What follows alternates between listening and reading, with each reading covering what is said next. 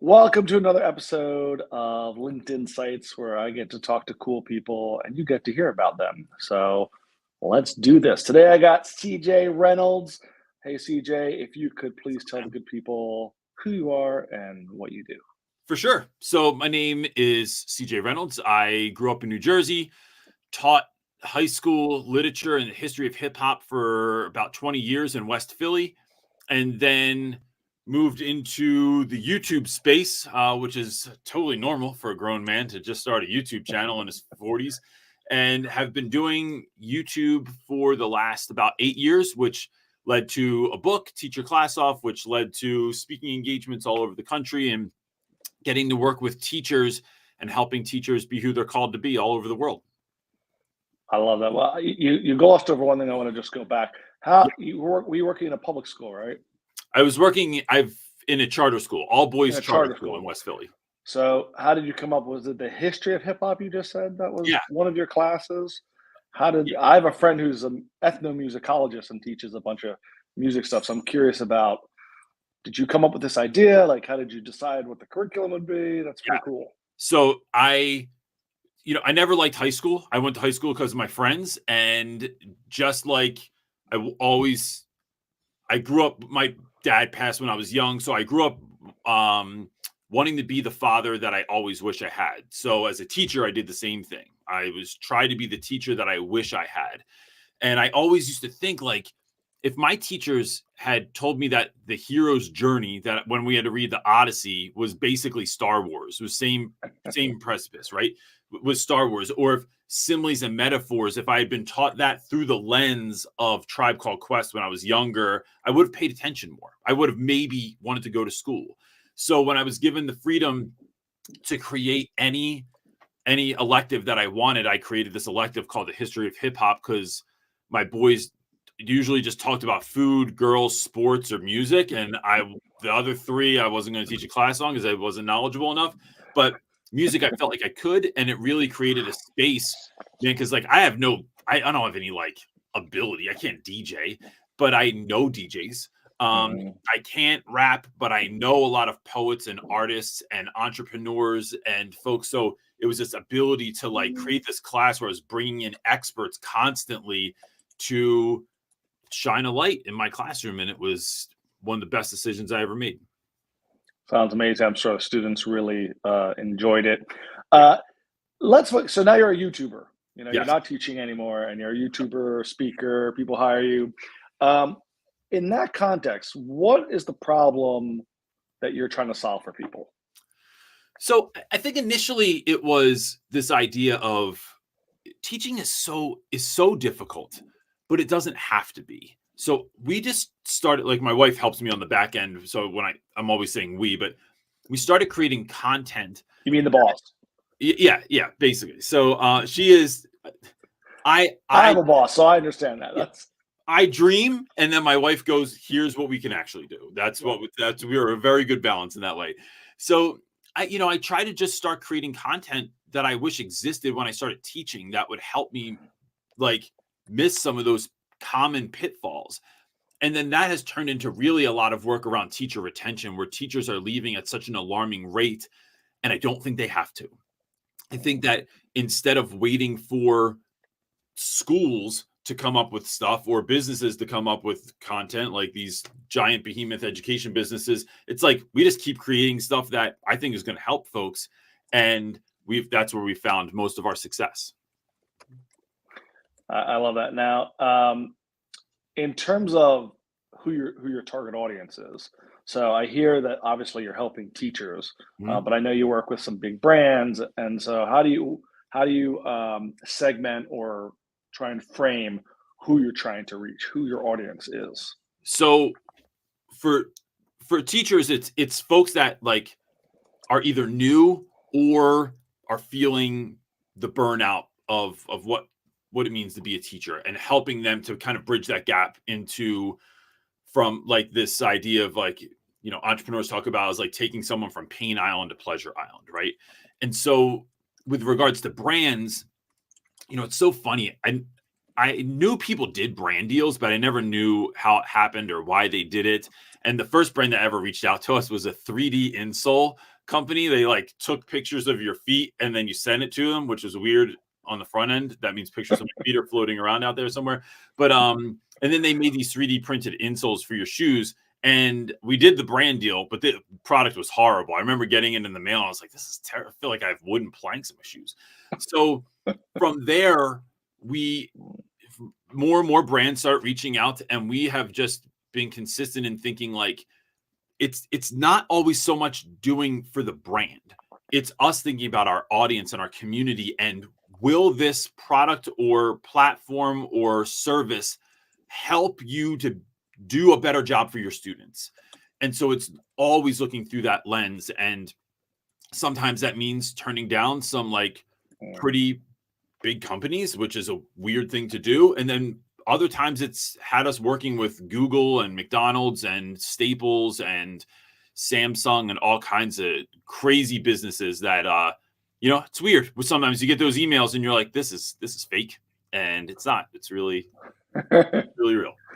I think you bring up a really good point for people, though, which is small businesses, entrepreneurs, people who are kind of, solopreneurs or whatever we may be working, have this impression like they can't leave money on the table. They can't say no. And learning to say no to something that isn't a fit is really important. And I think a lot of, myself included, have made the mistake of like, I don't care who you are. As long as you're paying me, you're a good client. And that's just not true. How did you, when you first are making that transition from teaching, how hard was it to say no? And when you saw money, here's money, being handed to you, you're like, pass. Yeah. What gave you kind of the fortitude to be able to do that? Because I think a lot of people struggle with that. Yeah, I think some of it comes from education. I'm a really firm believer that you shouldn't ask your students to do anything or teach them anything that you can't tell them why they're doing it. So when kids say, why do we have to do this? Why are we learning algebra? Why are we diagramming sentences? Why do we have to journal every day?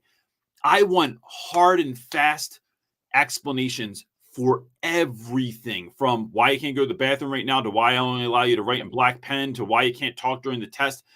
And so having that firm why is so important to me as an educator, that when when you want to build a great classroom culture, a great school culture, it always comes down to relationships. That's where it always starts. And so when I'm building relationships with my audience online, and I mean, we are connecting, really trying to connect with people on a deep level as much as possible. Those are relationships that I honor, just like I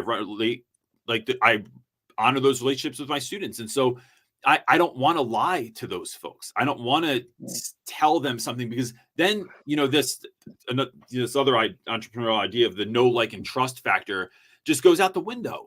And if I ever lie to a kid and tell them that this stated test is important, even though it's not, that it's gone, right? I trust you until I give you a reason not to trust you. That's what my mom used to tell me. And I think of our audience as the same way. Our community is the same way. So it gets easy. I'll tell you, the other tricky thing, Jeff, is that when you get to a place where you feel like what you're being offered isn't enough, right? So like turning down money, that as a teacher, right? Like teachers don't make any money. As a teacher, you're going, hey, that's like a whole mortgage payment a month or something. And you start turning things down because you start learning your worth and the worth of the work that you're doing. That's tricky as well. Yeah, I think especially for people in the influencer space, which you are. I want to ask you. You wrote a book. I just released a book. It's kind of a labor of love. Thinking about business books or podcasts that are out there, can you share with one you think is really worth the time to kind of dig into? Yeah. So it's so funny. Even before I was into the entrepreneurial space, my favorite books to learn about how to educate people have been business books. And I think I've probably learned more from Seth Godin than I've ever learned from anything about education. So Jesse Cole has a book called Fans First. And Jesse Cole owns a baseball team called the Savannah Bananas. and they are remarkable. And his book is just that. It's fans first. How are we creating experiences and opportunities that aren't just fun for us, that isn't just a great thing to sell, but that is going to benefit the people that are following along with us on this journey. And then I think his name's Will Gadara. I think that's how you pronounce it. He wrote a book called Unreasonable Hospitality. And I'll tell you what, it's so funny. I was watching The Bear last year, this Hulu show. And love The Bear.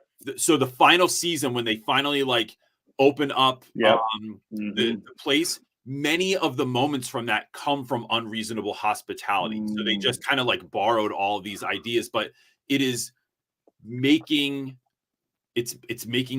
how to make magic in everything that you're doing. And I love that idea. Yeah. And it relates to me when I talk to people about marketing and content, which is, I came up with something called the 11th commandment, know thy audience. And the whole point is that nobody cares about what you do. They only care about what you can do for them. And you have to genuinely care to get to know them. And therefore, once you get to know them, you can then deliver, the value, and you can charge your worth and all those things you're talking about. Both sound like incredible books. And I think hospitality is an interesting place. There's a guy in England called Michael Heppel who wrote a book called How to Be Brilliant. And his whole thing was like, the level that of expectations used to, it's not, being great is like the minimum now, and I like the British word brilliant because there's something kind of fun about that. But it's like, you got to over deliver. And what does that look like? And how do you really understand? And he's got some great stories about how you do that. And I think, it's always, everything you're doing, you have to put through that lens of how you're helping the people you're trying to serve. Yes. And that, I think, whether it's the classroom or the business side, it's always what people are doing. Yeah. Okay, CJ, this is the question that I always feel nervous asking, but I still ask it, which because it's hard to single someone out when you have a lot of relationships. Because I do. One thing I say is I believe 100% in talking about whatever you're building in business. It's about relationships. In the school, whether it's friendships, that's like when students talk about what I need to learn, it's like you need to learn how to build relationships, genuinely nurture relationships. If you can learn to do that, you'll be successful. Yes. Speaking of relationships or connections, on LinkedIn, can you name a LinkedIn connection that you're glad you have? I'm sure you're glad to have all of them, but if there's one in particular, you want to shout out. I used to work with this guy in West Philly. He was my assistant principal, and we kind of came up in education at the same time. And then he left to go to the corporate space. His name is Nick Pascal. And he's one of those guys that the room gets a little brighter whenever he walks in it. That as an administrator, if he came into the meeting, anxiety levels went down and you knew someone had your back. That now, even in the corporate space, he's one of those guys that everybody likes, and but you don't wonder why. It's not a mystery. He's just so incredibly likable because he's so genuine and wonderful as a human being. So yeah, Nick Pascal is my guy on LinkedIn. I'll definitely give him a shot. And again, I think that's, you talked about the know, like, and trust, a big kind of foundational piece for building those relationships. And you talked about, him being kind of genuine and authentic. And I think those things are super important in terms of communicating and building those relationships. So I love that. Yeah. And I know guys like that where you're like, they're just such a nice guy. Like, this is, they're positive, Yes. They help you. They just want to support you in a positive way. Yeah. So speaking of content, I just wrote a book on content marketing. You're a content creator. What's your favorite type of content to consume from brands? I think it's anyone that takes the ordinary and makes it extraordinary.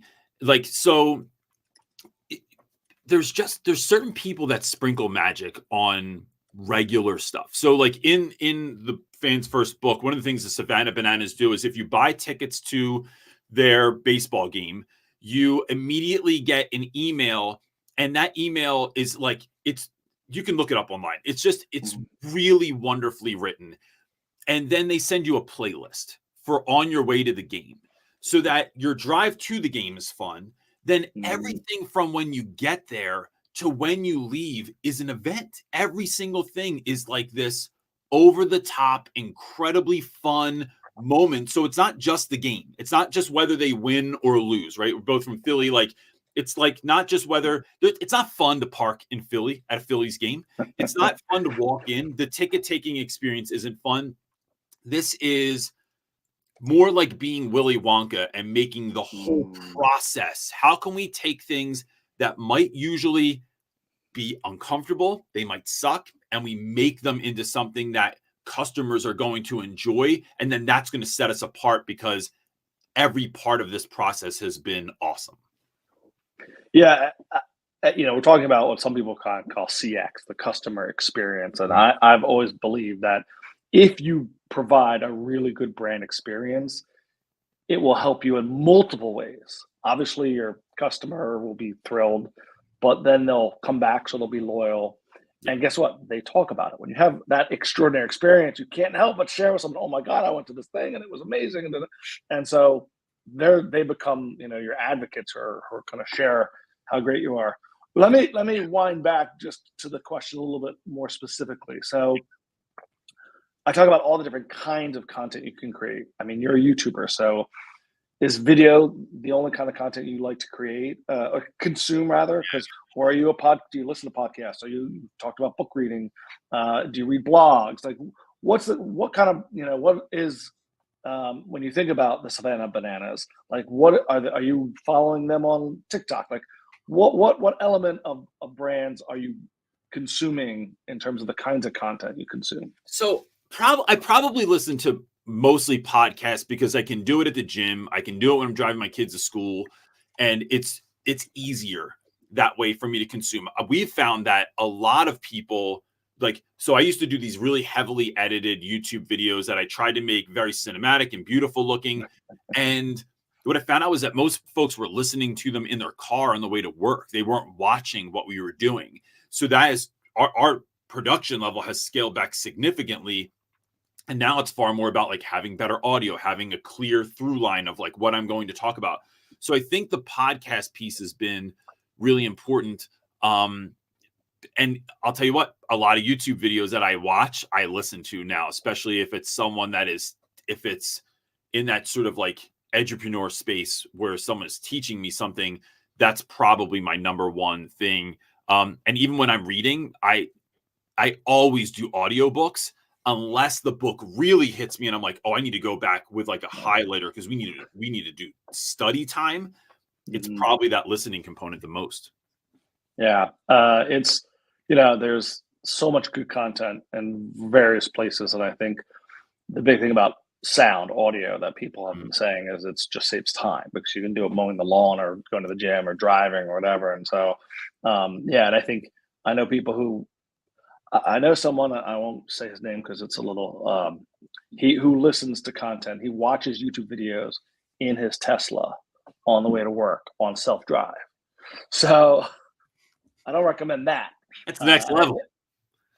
I think you can, get most of the content from audio. And I think, again, when we talk about video, and I produce video, even when you're sharing a video, if they can hear it well, and they can, even if it's a fuzzy video, they get a good chunk of the content that they need to get. And it's funny because I'm a visual guy. I think, we're all 65% of us are visual learners.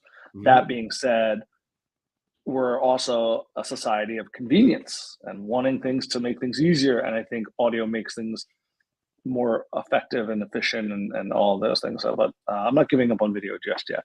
And I assume you're not either, since you're still on the YouTube platform. Mainly YouTube, but it is fascinating to me. And I think the lesson there, Jeff, is what does your audience want? It's not making what you want to make all the time, but if we're in the space of service of trying to help people, how can I help people? Right? It's just like in teaching. Like I can teach how I want to teach, or I can teach how my kids learn. And so I make the decision. Yeah, and again, it goes back to knowing the audience. So again, it doesn't matter what you like; it's a matter of what your audience wants. Yeah. So I agree with that. What do you find? So you create a lot of content. consistently. And I think a lot of people find that a challenge. What do you think the biggest challenge is in creating consistent and valuable content that people are going to want to consume? I think it's just that I think one, it's realizing that you have something to say, right? And I think most folks don't realize that, going back to this idea of like, your ordinary is someone else's extraordinary. And so you and I have talked in the past, like the first time that really hit me was I made a video about how I don't do pizza parties like most teachers do in their class. We do cereal parties where we eat cereal with the least nutritional value. I made a video about my setup and like the whole event of how it comes into my classroom. And it's like, it's a whole experience. And I put this short out on somewhere on social, and I started getting emails from people from Germany, from South Africa, from Japan that were doing like places I didn't even know. I didn't know everyone eats cereal. I thought it was an American thing for some reason.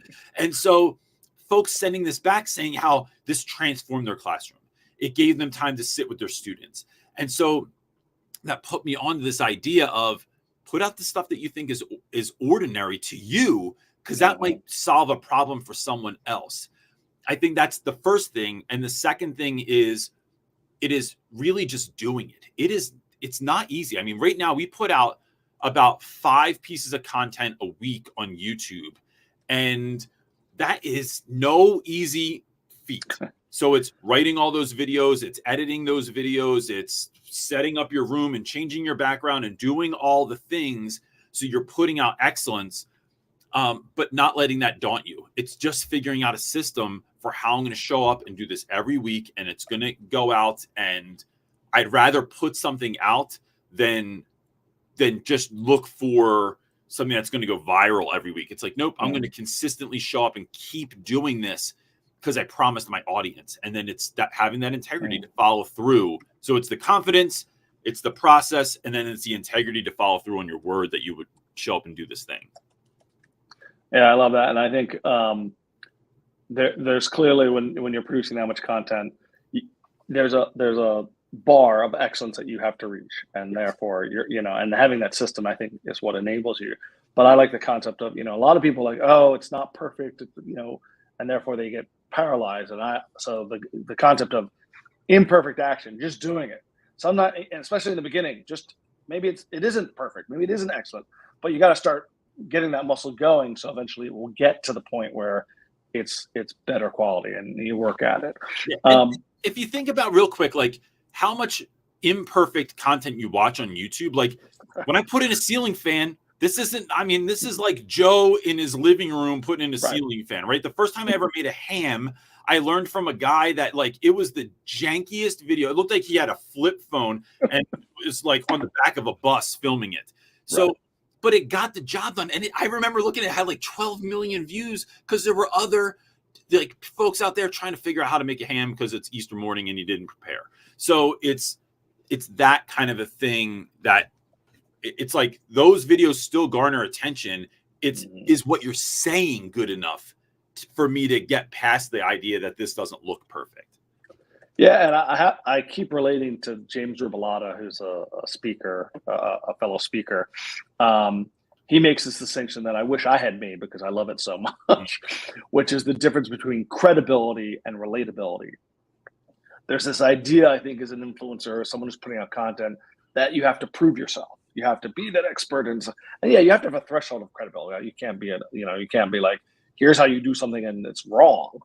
But I think much more important, once you get over that hump of being able to share the expertise that you have, is being relatable, which is why all those videos that maybe aren't perfectly designed, because they're real, and that's what people want. People, I think, across the board want that genuine, transparent, authentic. That's what they're going to connect with, and so I think it's always important that whatever you're doing, you're making sure you're real. Don't try and be something you're not, and it's okay to be yourself. Which is, and it's okay to not be perfect. One of the things about social media that a lot of people complain about is like, oh, you look at people's Instagram and it's their best life and they're really miserable or unhappy and something, and it's an issue. And so I think as entrepreneurs who are, fighting the good fight, like people want to see that. We want to see like, yeah, I messed up here, or yeah, this, things didn't go right, or here's what I learned from my mistake. And I think that, as long as you, again, when people start to connect with you, that's what they're connecting with. Not, yes, the content has to be good, but the content has to be, genuine, and that's what I think people really, bond with. That's so real. That's a great answer. Wow. All right. So you talked about, thank you. You talked about it's not easy. There's a lot of work that goes into writing and editing and shooting and changing.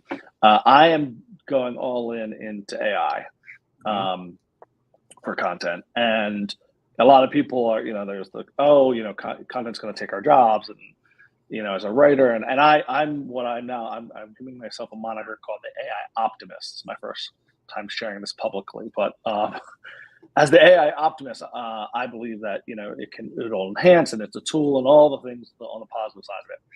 What are your thoughts on AI? Are you using it? What do you think as a creator, as a content creator, how it integrates into your workflow or what you do, all that kind of stuff? So, as being a content creator, there's what you're good at, right? I was a good teacher. I'm good at helping teachers. I'll tell you what I'm not good at: writing copy. I'm not good at writing my own bio because I get in my own way. There's certain things that I like coming up with YouTube titles. Like there's certain parts of the game on YouTube that you have to have the right title. You have to have the right thumbnail. You have to have the right stuff written underneath of it. That is something that does not come naturally to me. And so I have used any number of AI platforms to help me with that. And so one way I heard it explained, I think it was Kevin Kelly said, he's the creator of Wired Magazine. He says that AI is like having a pretty good assistant, right? So if you have an idea and you want to get it out there, and I'm creating a new workshop. And so if I'm creating a workshop on classroom management, just type in, I need a copy for a workshop by CJ Reynolds, author of Teach Your Class Off, about classroom management. And it gives me at least a framework to jump off from. So I'll tell you this, Jeff, last year, for the first time ever, I hired a copywriter. It was incredibly expensive. Like, I won't say that's kind of, who knows? Relatively speaking. It was incredibly expensive for me. And so, but we took the jump. I did it. Before I did that, I created something on ChatGPT the same way I just told you that I did it. And I didn't think that the guy I hired, it was that much better. And so it was, man, I could have just done this on here. And I don't mean to minimalize that job. I think that there are people out there that write copy that I've read that I'm like, this is next level. Right. But for my purposes, at the level at which I'm at, I think most people, if you're going to buy my course, you already watch my YouTube videos. The know, like, and trust is already there. I don't have to convince you at the register whether or not you're going to do it. But I have found that for me to start thinking in a certain way, it's been really great for me to come up with video ideas, for me to come up with the copy that goes under a video, or all those little things. When I get hired to do a talk on a certain thing that I've never talked about that exact thing before, it's a great way to come up with a session description. So I'm a huge fan because it helps. It evens the playing field a little bit for me and creates that bit of a handicap that I need to kind of push to the next level. Yeah, and I'm right there. And I, as a writer, people are like, oh, and I think again, it's funny, the assistant thing. I've heard it, talk to it like it's a very skilled intern or whatever, but the same sort of idea. My belief is that with AI marketing, you need to have human bookends, and therefore you need a human at the beginning who's very good at prompt engineering, and there's a whole, whether that's a thing, but there is definitely a methodology for how you ask AI what you want, and then it produces something, and then you need a human at the other end to, edit it and make sure it's not hallucinating, make sure it's accurate, make sure it's not making stuff up, and making sure it's in your brand voice, And so I think, and I think you make a point, which is in certain things it's good enough, and that's okay. And in certain things it's not good enough. I took a section of my book and put it through AI to make this clear, and it was worse because it lost some of what I was trying to. It definitely lost my voice, and then it lost some of the actual things I wanted to say. And so it's not a magic wand. I forget, someone recently, I was at an AI summit, and they said AI is like the most powerful paintbrush that at the moment is being held by humans at the moment. And I think that's kind of like, just because you have the most sophisticated painting tools and canvases doesn't mean you can become Picasso. And I think there's an element of, you have to generate the ideas, the right prompt to get them to help you with all the other things and enhance your goal. So yeah, I think it's and I also just believe that if you bury your head in the sand, that you're going to be stuck. You're gonna not fall behind. I feel like the AI train is going. If you don't get on, you're going to get left behind. Yeah. And so I think it's something like, just embrace it and play with it and have fun with it, and just approach it like any other new tool that can be helpful. Yeah. I think you're right. I think that idea of the human bookends is so important too, because people want to hear your voice. And sometimes you'll run through something, like I'll run an idea through ChatGPT, and it makes they make you me sound like the most magnificent human being that ever walked the earth, right? It's like, here's TJ Reynolds, the second coming. And it's like, no, I was just a teacher, and I don't want to minimize myself, but you put me on this platform. So it's creating something that is giving you that outline that then you are going to be able to, now you have something to play with, right? You have something to jump off from.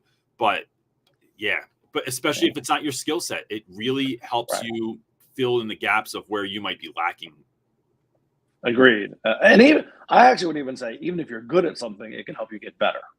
Because one of the things they talk about is that it helps with some tasks that you don't need to focus on, to then focus on the things that you can add value to. And so that, that's a lot of the discussions out there. Is like, I'm not good at coming up with ideas. I'm good at taking good ideas and making them better, or whatever again, as you said, you figure out what your skill set is, and then figure out how AI can help enhance that. And you may be good. You may be good at one thing, and now you can supercharge it. Because you have this, very powerful tool. Absolutely. All right. My last question is unrelated to most of what we've talked about, but it's because I produce animation. I think it's a fun one to end on. And as a teacher, you probably engage with characters in various forms. So, who is one of? I would say one of. I don't want to pigeonhole anyone.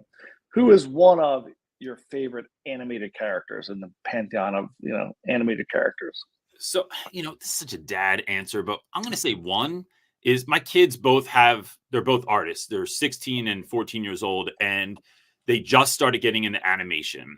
And they both have these singular characters that they create that are so wonderful, that I love seeing all their new artwork. But as a kid, I would say Storm Shadow from G.I. Joe series was just the coolest thing. Like, it was the best.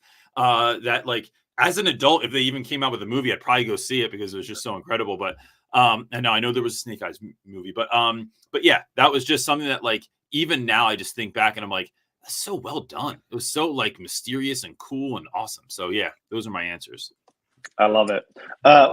Can you tell, what are the characters? Do the characters your kids do have names? Yeah. So no, on purpose. But my son has, like, this. It is a very almost generic looking, like, white Michelin Man creature that dresses like him, and then my daughter's looks like her, and is very quiet and meek. And whenever they draw cards to people, Christmas cards, it's always their characters on there, and they're always interacting, and it's really I love, you get to see your kids grow up, and then when you get to see them communicate with the world and start creating their own sort of thing and putting it out there, it is magical, man. And so I think that's part of the draw to it as well. I love it. Well, here's hoping to see those characters come to life and shared even more. CJ, as always, talking to you is super fun. Appreciate you sharing, and just thanks for being here. Yeah, man. And thanks to those of you that are checking in. And as I like to say, I'll see you on the flip side. Thanks again.